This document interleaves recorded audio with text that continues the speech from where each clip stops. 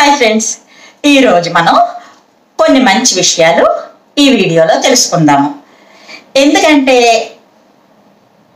తెలియక, నేనైతే అలాగే అనుకుంటున్నాను, తెలియక కొన్ని విషయాలు మనం తప్పుగా అర్థం చేసుకుంటూ ఉంటాం. దానివల్ల కొంతమంది ఇబ్బంది పడుతూ ఉంటారు, బాధను పొందుతూ ఉంటారు. అందుకోసం ఈ చిన్న విషయాన్ని అందరికీ తెలియచేయాలని వచ్చాను. స్వస్తి ప్రజాభ్యః పరిపాలయంతాం న్యాయేన మార్గేణ మహీం మహీసాః గోబ్రాహ్మణేభ్యః శుభమస్తు నిత్యం లోకాః సమస్తాః సుఖినో భవంతు.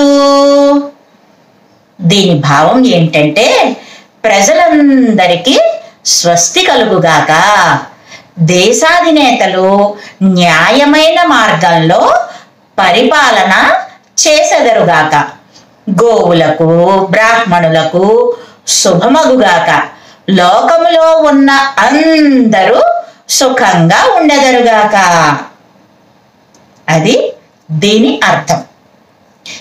కాలే వర్షతు పర్జన్యః పృథివీ సస్యశాలిని దేశోయం క్షోభరహితో బ్రాహ్మణాః సంతు నిర్భయాః అపుత్రాః పుత్రిణః సంతు పుత్రిణః సంతు పౌత్రిణః అధనాః సధనాః సంతు జీవస్తు శరదాం శతం.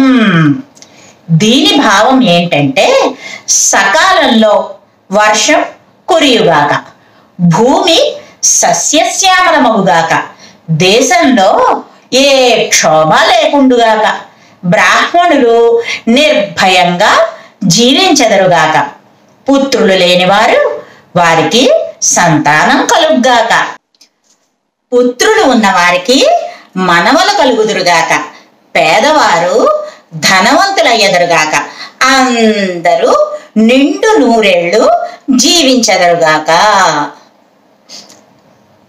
సర్వులు సుఖంగా ఉండాలని చేసేటటువంటి ప్రార్థనలు ఇవి. ఇందులో కేవలం గోవులు బ్రాహ్మణులకు మాత్రమే శుభం కలగాలని భావన లేదు, లేనే లేదు.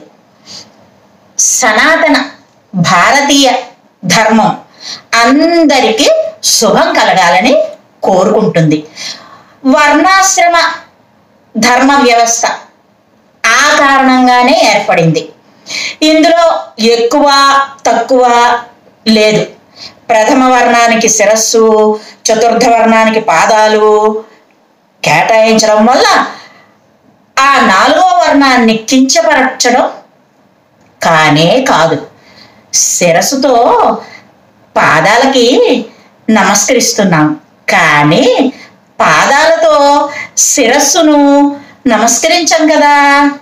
అలాగే భగవంతుడికి చేసేటటువంటి అంగ పూజలో కూడా ముందుగా పాదౌ పూజయామి అనే ఉంటుంది. మన ప్రస్తుత సమాజంలో వర్ణాశ్రమ వ్యవస్థ ఎటూ లేదు.